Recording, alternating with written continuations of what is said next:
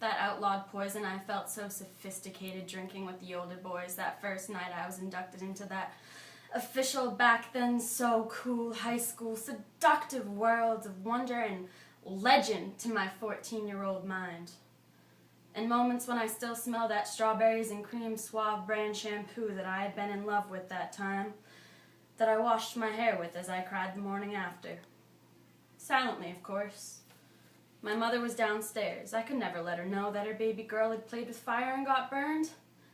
I had given blatant disregard to her advice and opened Pandora's box, and oh, what evil came out of it. Out rushed a boy. No. A man. No. A boy. With tar black hair and eyes the color of the mildew in a bathtub that's long overdue for a cleaning, always comes to mind when the universe sends those insidious gusts of memory and scent my way. You had picked me up so late that night. I had told my mother you were Cindy's brother. Nothing good ever happens after 12 may never stop echoing through my mind. Neither will the sound of the water sloshing around my drunken head going limp upon my drunken neck as you spun my drunken naked body around in your pool. You called it skinny dipping.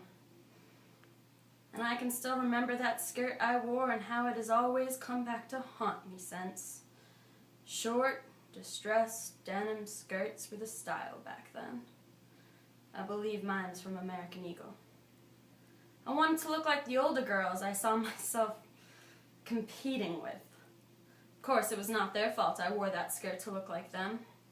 We all wore those skirts to look like society. Society molded us all. There was no competition, no contest, no winning, just loss. Loss and loss and loss. Loss of my innocence that night. Loss of the fights the older girls I had wanted so bad to begin with picked with me before going there that night in the first place. Loss of the fights with myself for not telling someone. Loss of the fights with society that told me every time I got what I deserved. I got what I asked for. Loss of the answers to the questions I knew society would hurtle at me in trial format if I had told. Why were you the only girl? Slam goes the gavel. Why did you go out so late? Slam goes the gavel. Why did you drink with them alone? Slam. Why did you wear what you wore? Slam. Why didn't you tell someone right away? Slam. Why didn't you tell someone right away? Slam. Why didn't you tell someone right away? Well, I'll tell you. Who wants to be that girl that happened to this summer before going into high school? Not I. Who wants to tell his girlfriend that he did that to me? Not I. Who wanted to prove that I could hang with the older boys? Well, I. Who wanted to be pretty for them to see that I could keep up with those older, beautiful girls just out of reach of my naive, young fingertips? Well, I. Who wanted to show that I could have my cake and eat it too, drink my liquor and keep it down too? Well, I. So why? Why and why? Oh, society, fuck you! It's easier for you to tell me the way I dress made that man know that boy want to. Oh, mama, give me the strength to say it. Rape me than to say we have bred a culture of men who disrespect women.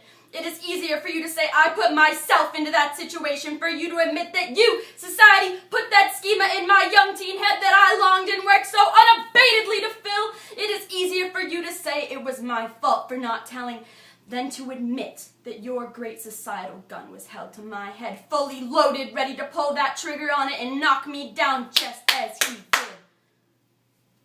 But you can no longer take from me, society, and you, boy, can no longer either. I am not the one who has suffered loss here anymore. From you, I have taken the right, no privilege, to ever say that you are a man and mean it. For you to look your daughter in the eyes and say, I respect women, and mean it. I have taken away your right to ever be disgusted if your wife, your daughter, your sister, then maybe even your own mother should be raped, and you try to cover them, and you say, oh, I would never do such a thing. I am not like that. I am not a man who would violate another as you have been violated, and mean it. But there are moments when I can still smell that Everclear. That outlawed poison that I felt so sophisticated drinking with the older boys that first night I was inducted into the official, back then so cool, high school, seductive world of wonder and legend to my Play-Doh 14-year-old mind. But I look back, and I know that it's never too late to speak out. And I know I can mean it. Holy shit.